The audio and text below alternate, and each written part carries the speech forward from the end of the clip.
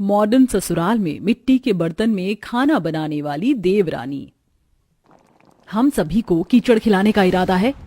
नहीं भाभी, आप मेरी बात को समझिए, मैं आपके बुरे में नहीं भले में ही हूँ। मिट्टी के बर्तनों में खाना बनाने से खाने के गुण और बढ़ जाते हैं, कोई कीचड़ नहीं बनता। क्या रोजाना गुण गुण की बातें करती रहती हो? चाहे जो हो जाए, मैं तुम्हें अब इन मिट्टी के बर्तनों का इस्तेमाल नहीं करने दूंगी। यह हमारे घर की मॉडर्न किचन है, कोई तुम्हारे गांव की देहाती रसोई नहीं है, समझ आया? भाविका ने ऐसे बोलकर हाथापाई शुरू कर दी। वो चूल्हे पर से पकते हुए खाने के मिट्टी के बर्तनों को उतारने लगी, लेकिन जेठानी अपनी ही देवरानी से ऐसे दुश्मन की तरह क्यों पेश आ रही थी? क्या वजह थी उसके पीछे? चलिए कहानी में पीछे चलकर जानते हैं। अरे वाह, आखिरकार मेरी एक और बहू आ ही गई। भाविका बहू, चल जल्दी से अपनी देवरानी का गृह प्रवेश करवा दे। मैं गृह प्रवेश करवाऊं? नहीं माँ जी, माफ कीजिएगा, लेकिन मैं इसका गृह प्रवेश कराने में बिल्कुल भी इंटरेस्टेड नहीं हूँ। बहू, ये तो किस तरह की बातें कर रही है? क्यों नहीं करवाना है तुझे अपनी देवरानी का गृह प्रवेश? घर की बड़ी बहुएं ही तो ये काम करती हैं। हाँ भाभी, आपको ऐसे मना नहीं करना चाहिए। फाइन, करवा दूंगी मैं ही गृह प्रवेश। सभी अलग अलग से आकर मुझे सीख मत दो। लाइए, दीजिए मुझे आरती की थाली। भाविका ने ऐसे बोलकर आरती की थाली को उठा लिया और वो अपने दरवाजे पर खड़ी देवरानी का गृह प्रवेश करवाने लगी। अब अपने पांव से कलश गिराओ और अंदर आ जाओ। बहुत अच्छे बहू, तूने बहुत अच्छे से गृह प्रवेश करवाया। तूने एक अच्छी जेठानी होने का फर्ज अदा कर दिया। अब आपको बहुत जेठानी जेठानी याद आ रही है। जब देवर जी के लिए लड़की ढूंढने जा रही थी, तब तो एक बार भी आपने मुझसे नहीं पूछा कि जेठानी को कैसी देवरानी चाहिए। ये गांव की गंवार बहू ले आई है। अब अगर कोई मुझसे बाहर पूछेगा कि तुम्हारी देवरानी कैसी है, तो मैं सभी को क्या जवाब दूंगी? भाभी, गांव देहात में पैदा होना क्या कोई गुनाह है? या गांव के लोग इंसान नहीं होते जो आप ऐसी बातें कर रही हो? हाँ देवर जी, ले लो, आप भी ले लो अपनी ही पत्नी की साइड। अब भाभी का किया हुआ कुछ भी आपको याद थोड़ी ही रहेगा। मैं तो चली अब अपने कमरे में। माँ जी और इस देहाती की अब कोई भी रस्म करवाने का आप मुझे मत बुलवाना। भाविका ऐसे ही अलपल बकती हुई अपने कमरे में चली गई। भाविका सुगंधा की बहू थी, जो एक बड़े शहर से शादी करके दूसरे बड़े शहर आई थी, लेकिन सुगंधा अपनी छोटी बहू गांव से लाई थी, जो कि भाविका को जरा भी पसंद नहीं आया। आज का दिन तो कुछ इस तरह से गुजरा। गांव की बहू रैना समझदार थी, उसने भाविका की किसी बात का बुरा नहीं माना।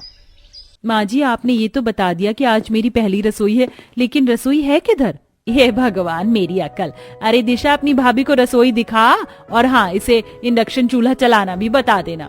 जी माँ। दिशा रैना को पहली रसोई के लिए रसोई घर में ले गई, जिसे देखकर रैना बोली, ये रसोई है या किसी वैज्ञानिक की लैब? कितना बड़ा है? हाँ भाभी, शहरों में ऐसे किचन होते हैं। अच्छा, अब आप मेरे साथ आइए, मैं आपको इंडक्शन पर खाना बनाना सिखाती हूँ। सही है। रैना दिशा के पास चली गई, जहां पर उसने उसे इंडक्शन चूल्हा इस्तेमाल करना बताया। अभी दिशा ने बस उसे इतना ही बताया था, जो रसोई में भाविका आ गई। अरे दिशा, तुम यहाँ क्या कर रही हो? जाओ, तुम्हें माँ जी बुला रही है। यहाँ इस गंवार को मैं सिखा दूंगी। दिशा को भेजकर भाविका रसोई में आ गई और फिर वो रैना को समझाने लगी। ए सुनो, ये नीचे की तरफ बर्तन रखे हुए हैं, खाना बनाकर उन्हीं बर्तनों में सर्व करना। और हाँ, चूल्हा चलाना तुमसे आ ही गया होगा, तो बिना कोई गंवारगिरी दिखाए हुए खाना बना लो। भाविका की बात पर रैना ने गर्दन हिला दी और फिर वो खाना बनाने को लग गई। रैना ने सिल्वर के बर्तनों जैसे प्रेशर कुकर और भगोनों में खाना बना दिया, लेकिन जैसे ही वो उस बर्तनों में निकालने को चली, अरे नहीं, यहाँ तो सभी प्लास्टिक के बर्तन हैं। हे भगवान, ये तो घर में रखा हुआ जहर है, जहर। अगर मैं गर्म खाना इनमें निकालूंगी तो इससे तो घर वाले बीमार हो सकते हैं। नहीं नहीं नहीं, मैं अपने कमरे से मिट्टी के बर्तन ले आती हूँ, जो मुझे अम्मा ने दिए थे। रैना ऐसा बोलकर अपने कमरे में से अपने मिट्टी के बर्तनों का सेट ले आई, जहाँ उसने उसमें खाना परोसा और टेबल पर रख दिया। कुछ ही देर बाद सभी खाना खाने आ गए। क्या बात है, आज तो बिल्कुल गाँव का सा माहौल है घर में। हाँ जी, वो मैंने ना बर्तन बदल दिए। प्लास्टिक के बर्तन सेहत के लिए अच्छी नहीं होते हैं, तो अब से आप लोग मिट्टी के ही बर्तनों में खाया पिया करना। What the hell? अब इस मिट्टी के गंदे बर्तनों में हम खाएंगे क्या? तुम्हारा दिमाग तो सही है। जेठानी जी, ये बर्तन गंदे नहीं है, ये प्लास्टिक के बर्तनों से ज्यादा साफ और अच्छे हैं। हाँ बहू, मिट्टी के बर्तन गंदे नहीं होते, तो ऐसे क्यों उबकाई ले रही है? आप तो अपनी गंवार बहू की साइड लेना। कुछ भी हो जाए, मैं तो इन मिट्टी के बर्तनों में बिल्कुल नहीं खाऊंगी। आप खाओ ये मिट्टी। भाविका ने ऐसे बोलकर अपनी प्लास्टिक की ही प्लेट में खाना निकाला और बाकी घर वालों ने मिट्टी के बर्तनों में ही खाया। भाविका अपनी देवरानी को अपनाने को तैयार ही नहीं थी, इसलिए उसने ऐसा किया। ऐसे ही अगले दिन जब रैना रसोई में गई तो उसने सिल्वर के बर्तनों को भी बदल दिया और मिट्टी के ही बड़े बड़े पतीले रखकर उसने उनमें खाना बनाना शुरू किया। सुनो, मैं तुमसे कहने आई थी कि कल तो तुमने गंवारपन दिखाया था, लेकिन आज मत दिखाना। आज नॉर्मल बर्तनों। ओ गॉड, ये क्या तुम आज भी मिट्टी के ही बर्तनों में खाना बना रही हो? हम सभी को कीचड़ खिलाने का इरादा है? नहीं भाभी, आप मेरी बात को समझिए। मैं आपके बुरे के लिए नहीं, भले के लिए कह रही हूँ। मिट्टी के बर्तनों में खाना बनाने से खाने के गुण और बढ़ जाते हैं। क्या रोजाना गुण गुण की बातें करती रहती हो? चाहे जो हो जाए, मैं तुम्हें अब इन मिट्टी के बर्तनों को इस्तेमाल नहीं करने दूंगी। ये हमारे घर की मॉडर्न किचन है, कोई तुम्हारे गांव की देहाती रसोई नहीं है, समझ आया? भाविका ने ऐसे बोलकर हाथापाई शुरू कर दी। वो चूल्हे पर से पकते हुए खाने के मिट्टी के बर्तनों को उतारने लगी कि तभी उसका हाथ जल गया। क्या हो रहा है अंदर? ये बर्तन है या आग का गोला? कितना गर्म है? माँ जी देखिए इस गंवार को, ये अब मिट्टी के ही बर्तनों में खाना खिलाने के साथ साथ खाना बनाने भी लगी है। इसे मना कीजिए। लेकिन क्यों बहू, पहले जमाने में भी तो मिट्टी के बर्तनों में ही खाया जाता था। तू तो ऐसे घिन करती है जैसे मिट्टी के नहीं गोबर के ही बर्तन हो। तुझे नहीं खाना तो तू मत खा, लेकिन मुझे मिट्टी के बर्तनों से कोई दिक्कत नहीं है। सुगंधा ने ऐसे बोलकर बात को खत्म कर दिया। उसके बाद फिर भाविका अपनी देवरानी के खाने के बीच में कुछ भी बोलने को नहीं आई। ऐसे ही दिन गुजरने लगे। रैना हर रोज पौष्टिक खाना मिट्टी के बर्तनों में बनाकर अपने घर वालों को खिलाती थी, जबकि भाविका उसका बनाया हुआ कुछ भी नहीं खाती थी। वो अपना खाना अलग बनाती और प्लास्टिक के बर्तनों में ही उसको खाती थी। ऐसे ही सिलसिला जारी था कि एक दिन,